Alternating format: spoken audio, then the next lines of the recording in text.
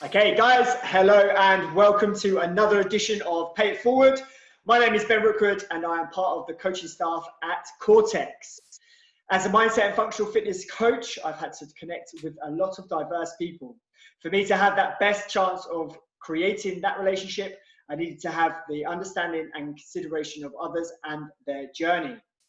Pay It Forward is a platform to raise awareness, create a better understanding, engage with people who may feel isolated, and challenge current stereotypes and outlooks.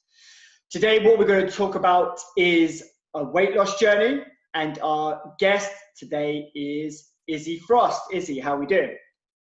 Hello, I'm good. How are you? Very well, very well. Good to see you and have you on board today. Thank you very much. Yes. Now, so you've had an incredible journey through your weight loss and your fitness. Correct me if I'm wrong. So you've currently lost over 30 kilograms. Is that correct? Yeah, so just over. Yeah, so Nice. a bit more to go, but come quite a long way. But what's important, what I want to try and get across today is I think the weight is obviously a plus side and a benefit, so that how hard you've been training and working and how you've evolved from someone just going to the gym to now a competitive CrossFit athlete, which is really, really pleasing to watch you grow. Also, I'd like to say that, obviously Cortex can't take credit for your whole journey, because you started way before sort of you came on board with us. But yeah, we're just really pleased to be part of the journey and watch you go to the next chapter, and I'm looking forward to seeing how far you grow. So in terms of growing up, was you a sporty child? Did you have sport in your life? Yeah, so I was always quite, I was kind of one of those kids that just did whatever. I didn't really care what I was doing, as long as I was, like, in school, we did PE, and then any sport that branched off from that was great, and I'd always get involved in anything from athletics to netball to hockey, even though I couldn't play it. Tennis as well. I used to go to tennis tournaments, and I had no idea how to play tennis. I don't think anyone does. No, but it was just one of those things that, like, me and my mates just really enjoyed it. So we just and like rounders, I suck at rounders. I can't play it, but I was still on the team. So I think because I went to quite a small school, I was quite lucky that I had those opportunities to, even if you're rubbish, you can play it anyway. and again, that's what sport should be. It should be inclusive. And I feel, especially for myself, I went to quite a big school, and PE, you was just literally putting sets regarding on obviously how good you was for boys, football and rugby. So if you was good at football and rugby, bang, you was in the top set. But that's a kind of weird way to kind of do PE, and that's why I think, obviously, the way that you can see, if you give people opportunities and an environment to train, they can unlock their full potential, and that's kind of definitely. And I didn't really get into, I'd say it was only in upper school that I started doing more sports, because in middle school I was at a bigger school, and so I'd still do PE and athletics and stuff I was kind of like a bit better at. But like for the netball teams, for example, there was an A, B, C and D team. So there were a lot of kids to try and get through. And so, that wasn't as easy to kind of get involved. But as soon as I went to my upper school, there was, in our PE GCSE class, there was 14 of us. So 7 boys, 7 girls. We didn't have a choice, but like we played each other's sports. So for our exam day, we played football and they played netball. So it was definitely a very different, it wasn't the standard sort of sporting, I don't know what I'm trying to say really. I had more opportunities than a lot of people do to get involved in different sports, basically. So I spent like a ridiculous amount of time doing sports every week and didn't even think twice about it, really. Cool. So so that's obviously really good for keeping you active and keeping you you fit. So what was the tipping point? What was the transition from you sort of living this lifestyle to then where you started seeing an increase of weight? I think it was when, so I changed school I didn't want to do PE as a A-level, so that was no longer sort of part of my essential curriculum. And then obviously we didn't do any sports classes after that either. It wasn't just your A-level class. The mandatory PE lessons also stopped. Yeah. And then I carried on for a couple of years because I still played netball out of school. But then my netball team split up when everyone went to uni, and I didn't really know how to find a new team, how to start doing my own sports, I didn't really want to go to the gym because I've always been like a team sport kind of person. Yeah. I've never liked individual sports. That's not really my bag. So that was kind of where it started going downhill, because I just didn't know what to do or where to access any kind of fitness that I would enjoy. Yeah, and I think that's where sort of people kind of have that kind of decisive path, is when, at school it was kind of mandatory, you had to do PE. So even for children that say don't choose GCSE PE as a subject, that's even more years they're missing out on any sort of physical activity. And again, if they haven't had a good relationship with it, or they haven't felt engaged by it, then that's what they're going to associate fitness with. And then that starts the problem when they get to adulthood, that they don't have a kind of a nice relationship with fitness. And that probably sort of maybe starts to where you went from there. I think I associated like individual fitness with running. Like that was so the only thing we obviously did in school that wasn't a team sport really was running. So the mandatory part of your PE GCSE is you have to run a certain distance in a certain time, and that's the only thing we did that wasn't a team sport, because I obviously chose all team sports. So coming out, I was like, well, I hate running, so I'm not going to go out on my own and do that. And again, it's just having then different opportunities to find something that does you do engage with and or connect with, and is good for you. Okay, so obviously as it starts to unfold and the physicality starts to obviously to die down, what was happening then after that? I think the typical things that every 18-year-old goes through. So you start going out too much, you start eating too much the next day. And it just became a really vicious cycle of just the same stuff every week. Thursday, Friday, Saturday, you're out. So then the Friday, Saturday and Sunday, you're eating far too much. And then I just became so unhappy and so bored, but didn't know that didn't want to look out and see that there was anything else that I could be doing, because I was quite comfortable with just going out and doing the same thing. It was, so that's kind of where a lot of weight was put on. And then that kind of started before I had my operation, because that was when I was 19. And then obviously I couldn't go out or do anything for 6 months. I was kind of stuck in bed, and then I'd say a further 7 months on top of that I couldn't do any exercise because it just hurt. So I had, because it was at the bottom of my back, I had a cyst. So I couldn't even sit like this. I was just like lying on my front the whole time.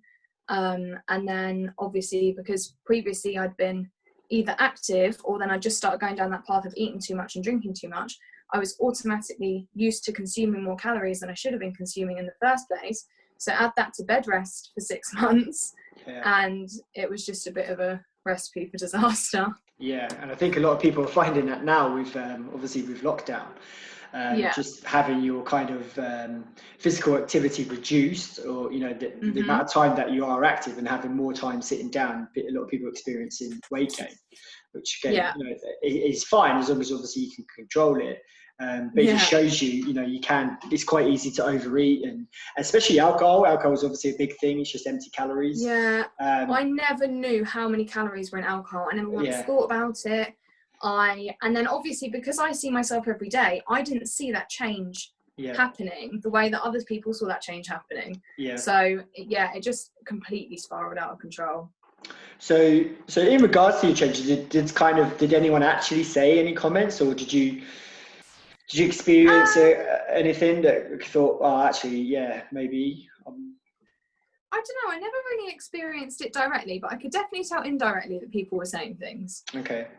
So no one would ever say anything to me, but I knew it was being said. Right. And then, I think my parents obviously were concerned as well, because they didn't want to see me putting on weight and putting myself at risk for like future like health issues. And then my sister as well, because obviously she is such a fitness freak. She was just not happy. She was like, you don't realize what this can lead to. And I was just thought they were nagging. I was like, it's no big deal, come on, I don't really understand what you're talking about, I don't see what you're seeing. And then all of a sudden one day I was like, oh, okay, I do see what you're talking about. And again, you know, we're not talking about here, you know, just sort of putting a bit of weight on or something like that. You know, when people start getting kind of you know, quite sort of heavier for their frame or for their organs and stuff like that, that's when it becomes a danger. And and again, I think some people's concern about that could just be misconstrued, of that actually it's like, oh, we're talking about body image and stuff like that, and it's not about that. It's sorry, go ahead. Yeah, actually, as you can say, and that's why it's kind of sometimes a bit of a difficult subject to tackle, because I know a lot of people are saying about there's quite a lot of controversy about a plus size model that was put on one of the popular magazines, and a lot of people were saying obviously celebrating that fact, but you know, a lot of people are saying, well, you know, technically she's unhealthy, and there was a lot of obviously debate going about that, and obviously you know, there is obviously evidence to suggest that if you are, you know, too big for your size and you're not and you're carrying too much excess fat, then there is obviously going to be underlying health issues, as obviously has been shown with COVID-19 as well. Yeah, and I think that's where people struggle to separate the two things. That you can talk to somebody about weight without, and I definitely struggled to separate them as well before I kind of understood what was happening. You can't talk about somebody's weight for their health without them thinking that you're attacking their image, and you're not. So I didn't think about things like high cholesterol, diabetes. I did not think for a second about any of that until I really looked at myself and was like, this is the road I'm actually heading down. So it's different, like loving yourself and your body no matter what you look like, to making sure that you are healthy. They are two completely separate things. Definitely. And we've got lined up, we've got some athletes talking about their transition from bodybuilding you know, and getting on stage and competing in that way, and their transition, and they're just saying about, you know, how they was in incredible shape to look at, but they were just so miserable, and actually still again quite unhealthy because of the measures they took to get to that. And you know, that's what we want to kind of stress, that again, it's not about your body image, it's about weight management and making sure that, you know, you sort of, you know, fit and healthy and well to have longevity in life, because again, when you get older and stuff like that, it does get tougher. So what was as the weight increases, so what was the, if you don't mind sharing, what was the sort of the highest weight you got to? So I was in, so how many months ago was it? About just over 18 months ago, I was 101 kilograms. 101 kilos. And how tall are you? I am 5'3". Fun size athlete. Yes. So, I mean, I've always been quite, so I've lost just over 30 kilograms. So now I'm sitting about 70, which is still heavier for my sort of height. But I am quite a built girl. There's no two ways. I'm just built differently to a lot of people, and I am like fitter and healthier than I've ever felt in my life. And whilst I'm aware that there's still some work to do to kind of get into that healthy range, I am feeling fitter and healthier than I have ever felt. So 101 kilos was definitely, I think, I don't know if I was heavier before that, because I never used to weigh myself, which is also part of the problem. But yeah, that's definitely what I know to be the heaviest point. And again, you know, weight as a number sometimes can be kind of irrelevant, depending on obviously your build as an athlete and obviously what sort of kind of sport you're in. But I think we can obviously both agree that you know, being at your height and being that weight probably wasn't the healthiest that you could have been. And obviously now the way you are, you know, your athletic performance is incredible, and to see that and to see you compete, and you know, you're a great athlete. So again, I think the more that you do focus on your performance and try to better your performance as an athlete, you're naturally then going to fit into that kind of that shape and grow from there. Yeah, and I think that's where a kind of switch has to happen at some point on a weight loss journey, especially if you're training, because the scales don't always shift the same way that your body changes. Yeah. So I'm smaller than I was a couple of months ago now, and I know I am because clothes are looser and things running feels easier. So I know I'm smaller, but the weight doesn't always shift. Yeah. So, well, it shifts in a different way. It just doesn't come down Definitely. on the scales. Yeah, and that's what we always say to people when they come to train and just say, they want to lose weight, or especially when they say like, oh, I want to get to a figure, and they'll say like, oh, I want to be 10 stone. Like, why 10 stone? What is that? What is that figure? What does that prove?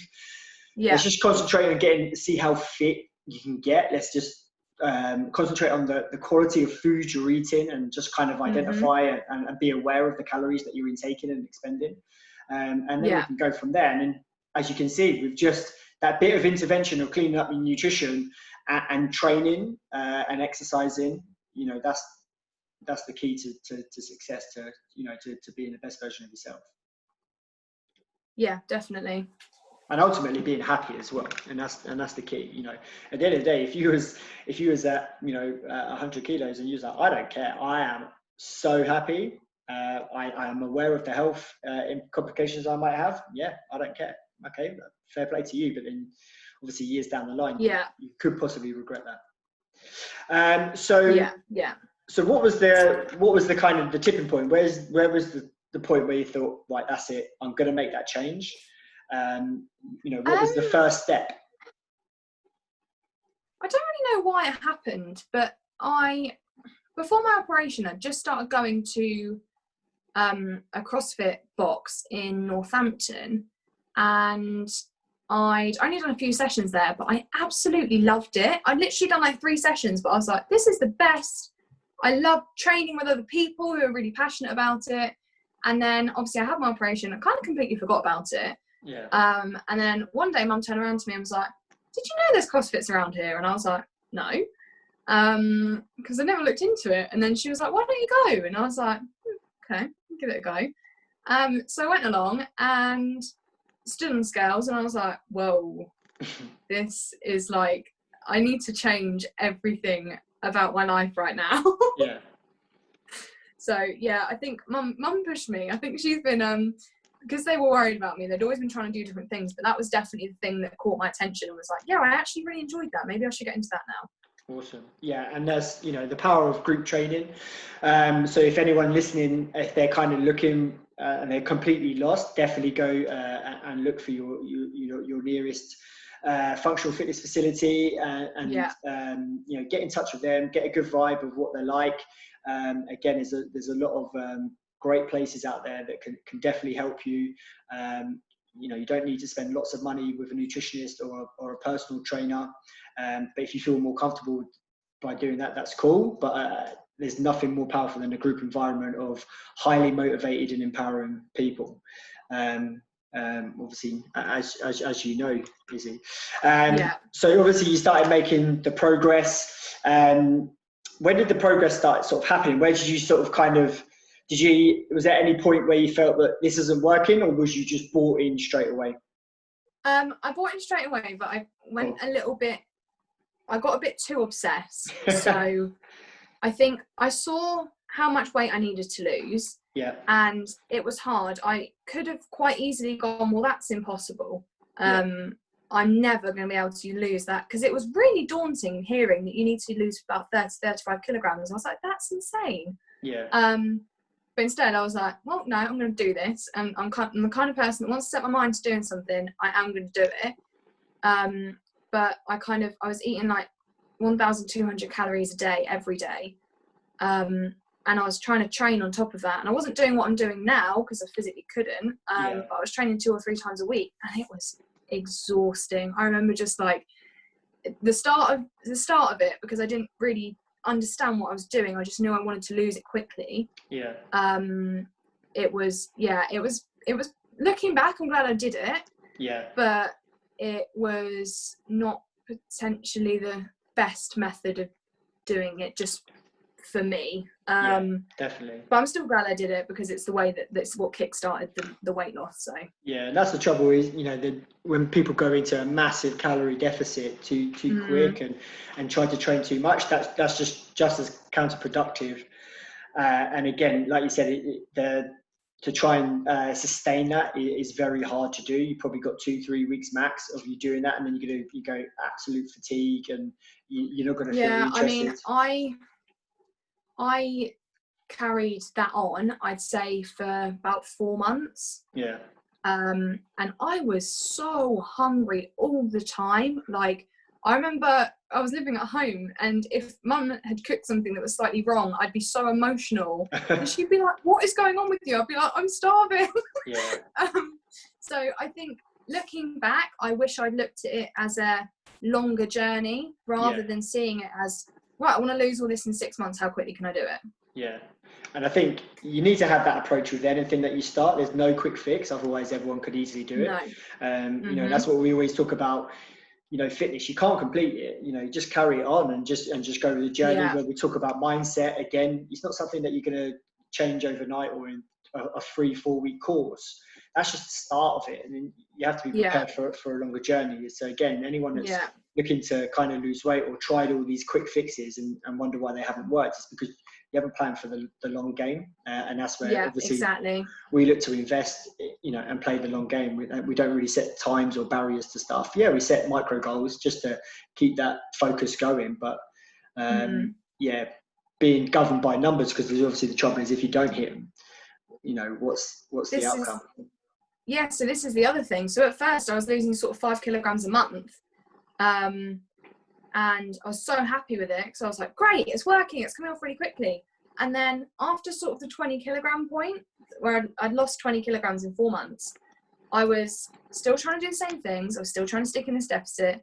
I was training more, but it was just coming off so much slower. And I was like, why isn't it shifting as quickly? And people would say to me, oh, it's because you've already lost loads, so you've got, you know, percentage wise, you've got less to lose and all that kind of stuff. And I was just, I was so frustrated for so long, and I almost felt like I was going backwards, but I wasn't. Just because I was losing 1.5 kilograms a month rather than 5 doesn't mean I still wasn't going along on this journey. But it seemed like a less of a win, which it shouldn't have done at all.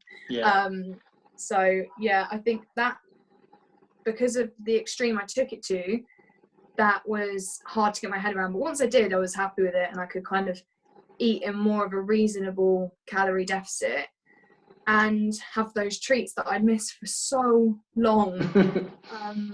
Because I just didn't allow, if I couldn't track something, like if I was at a friend's house and they were cooking me dinner, I was getting anxious about it. And I definitely went too far one way at one point. But as soon as I recognised that, I kind of tried to bring it back to a bit of a normal and reasonable level. And it's what you do consistently, and that's what's going to reflect. You know, if you have one day off or whatever, you know, it's the same as training. If you miss one day training, it doesn't make you unfit overnight, in the same way as if you eat one healthy meal one day, that's not going to change or undo the whole work.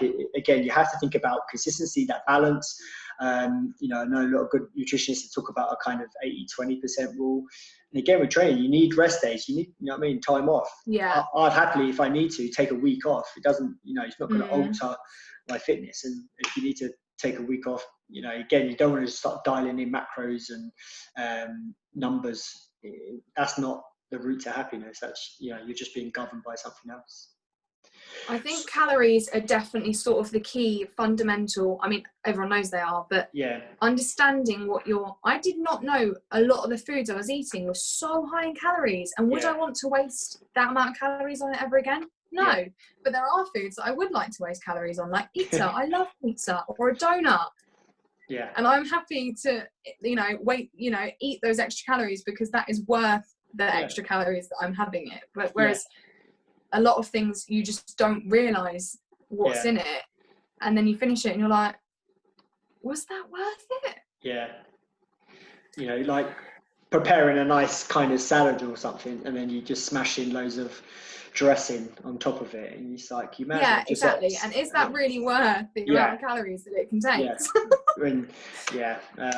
I think definitely get more in tune with nutrition and just think about sort of calorie content and just kind of working out how stuff is, and then you can start then going by feel, and then you get a feel for how many calories are in what, and then you can kind of manage it with a more balanced approach.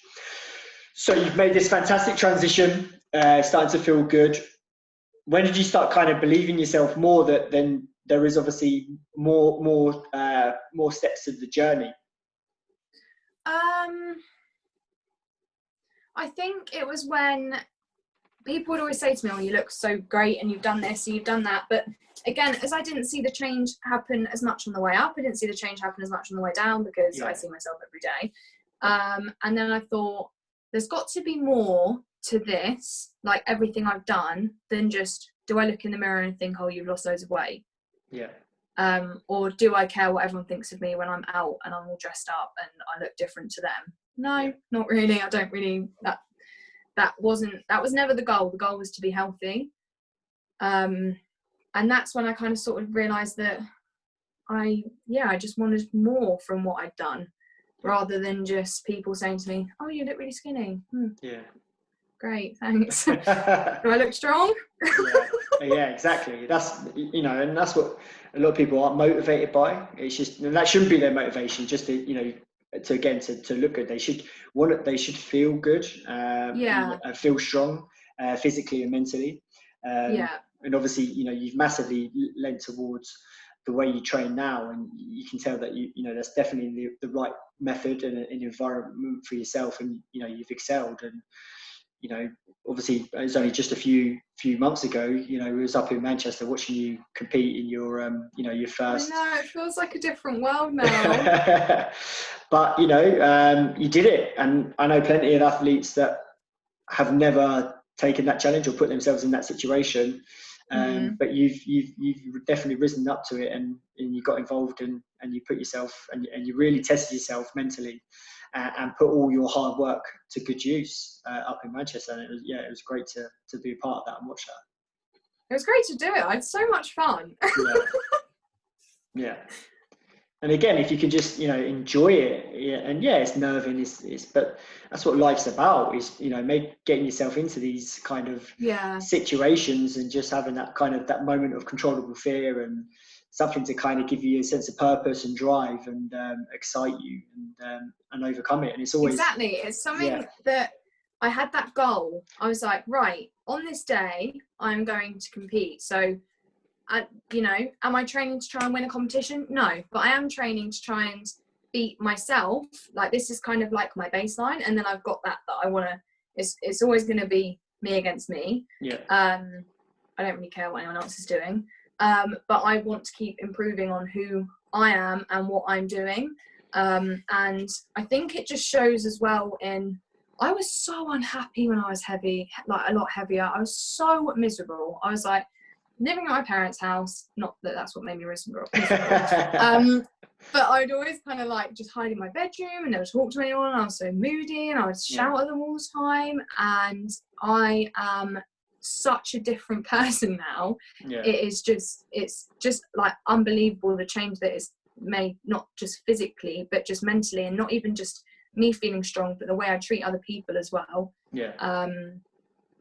So I think, and then obviously training with you guys, it's just opened up a whole different world of opportunities within like competing, because I didn't even know that was like something that I could do. So it's just been fantastic, and it's just so nice to have those goals as well, because I love training, and I love training with everyone, but it's also nice to have something that you're working towards.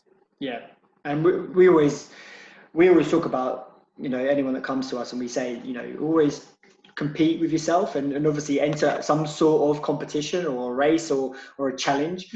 And like you said, when you go there, you don't have any care about anyone else. It's about you against you. And I always say, at the end of the day, if you've turned up and you either crossed the start line, or you're there on the first workout or first event, you've already won, because you've beaten yourself that didn't want to turn up or felt that you couldn't do it.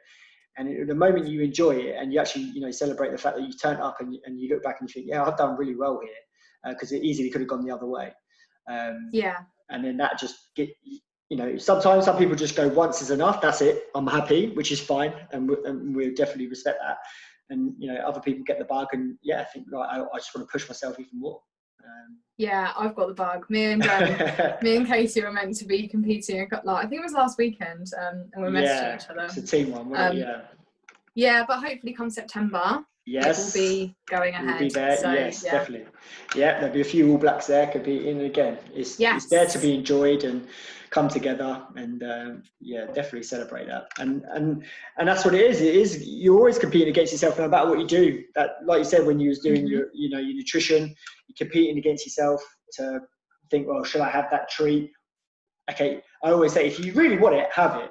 But is it worth it? And that's what you got to understand. And it's not about. And I think you realise so much about yourself from actually stripping it back and getting to basics. Like, I was going out drinking every weekend. Was I doing that because I enjoy alcohol that much? No, actually, it has a really rubbish effect on me. Yeah.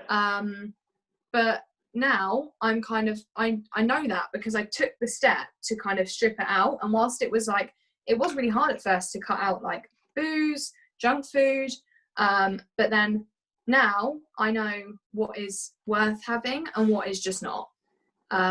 So do I enjoy beer every now and again now? Yes. But do I enjoy the hangover the next day and not being able to train? No. So I think it's just done wonders for being able to find sort of a bit more of a balance in my life rather than just one extreme to the other. Yeah, and definitely, and it's just finding what makes you happy. And like you said, if going out partying every weekend makes you happy, crack on, do it. That's fine. We've got, no problem with that. But if it doesn't make you happy, then just why do it? Exactly. I remember being in a club once. I forgot about this until just now. I remember being in a club once with my friends. It was about 3 o'clock in the morning, and I genuinely looked around and thought, what am I doing here? And everyone was like, what do you mean, what are you doing here? I was like, I'm going home. And they were like, what? I was like, yeah, I'm going home. And I don't think I've been out properly ever since. Yeah. And it's just, you get to a point where you just think, is this worth it? And, what is the benefit, I was just standing there dancing to the same songs, having the same conversations, drinking the same drinks. And I just thought, surely there's more than this. But that's just where I hit my point of feeling like I don't want to do that anymore. So if people enjoy it, then crack on. But yeah, definitely. Yeah. Awesome. Well, you've made a fantastic journey, and you're definitely a great role model and asset to the community. Can't thank you enough for the amount of support you give us and have given us over the months that you've been with us. Just to wrap up then, if someone was listening there and they're kind of sitting on the fence about making that journey, or they feel that they're overweight and or they're not fit, they're not happy, what would you kind of say was the first few steps that they should do to get them on the positive road? As you said earlier, I think team training is something that is so important, because the people around you kind of hold you accountable for what you're doing, and it feels nicer. I think it feels nicer hearing someone at the gym saying, oh, have you look really good, or your push-ups look really strong, and they're the kind of little wins that I find, rather than you don't see that change in the mirror yourself. So I think team training is something that's really important. So kind of like you said earlier, contacting anyone that does sort of functional fitness and that kind of thing is a great first step. And then also it's for me, my approach had to be just do it. You can't find somebody else to make you do it. The change has to come from within yourself, no matter what people tell you, no matter how much my family told me I was being unhealthy. It didn't resonate with me until one day I was like, wow, I actually am, so I need to do this now. And not everybody will always understand why you want to do what you're doing, or why it works for you. But just as long as you're happy, you've just got to do it. There's no sort of two ways about it. And don't go into a very severe calorie deficit without reevaluating it first, because it's not always the best option. That's a very hard thing to do, and unless you're trying to weigh in for the UFC or boxing, I don't advocate it. Yes, think of it as a long journey, not a short journey, because that is definitely what I should have done, because here I am 18 months in and there's still things that I want to do, and there's nothing wrong with that. I've made loads of progress, but this isn't a to quote lots of fitness people, this isn't a journey that has an end of the road. This is it will carry on for as long as you want it to carry on, and that's great, and that's fine. So don't step on the scales and be like, oh my God, I've got so much to lose so quickly. No, you don't. You've got all the time to make it happen. Awesome. Yeah, great words. And definitely believe in everything that you say there. Good work. Cool. Okay, so just to finish off then, I'm going to ask you 10 things, and you just have to tell me whether they are underrated or overrated. Okay, so we're going to start with fitness. Oh, underrated. Underrated, yes. Group training. Massively so. Sorry, what was that? Group training. Underrated. Underrated. Coffee. Coffee? Yeah. Underrated. Definitely underrated. Okay, Ed Sheeran. Okay, so this is a complicated one. There's no complication. Because he's overrated. No, it is. I've answered that for you. I was obsessed with Ed Sheeran, and I mean for years I was like his biggest fan. I cried when he got engaged. But now I would have to say overrated because I've opened my eyes. There we go. I love that. Because you now know. What about house music?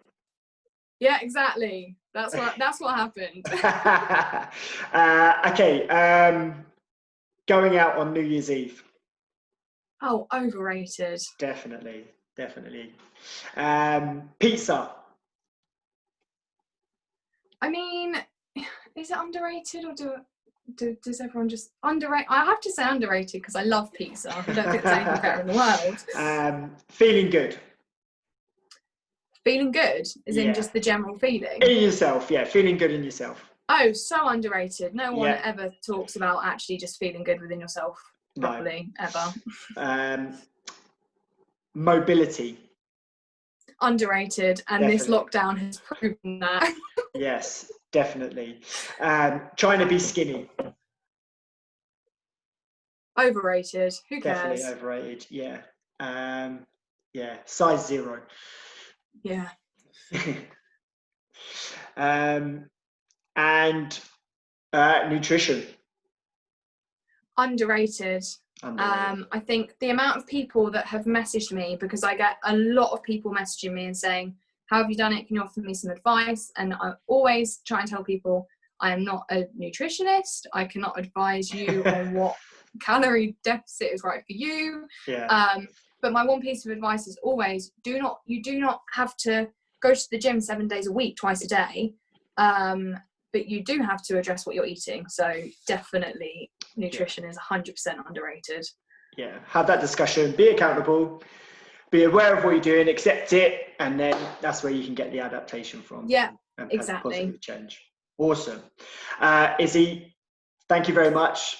Great to chat with you as always. I think there's a lot of benefit there for a lot of people listening, and hopefully that it will inspire people to make that positive change, to make them feel happy and live a fulfilling and well-being lifestyle. Thank you very much for having me, and I hope I hope people think so too. They will. Okay, have a great day. Thanks for your time, and speak to you again soon. Speak to you soon. See you later. Bye.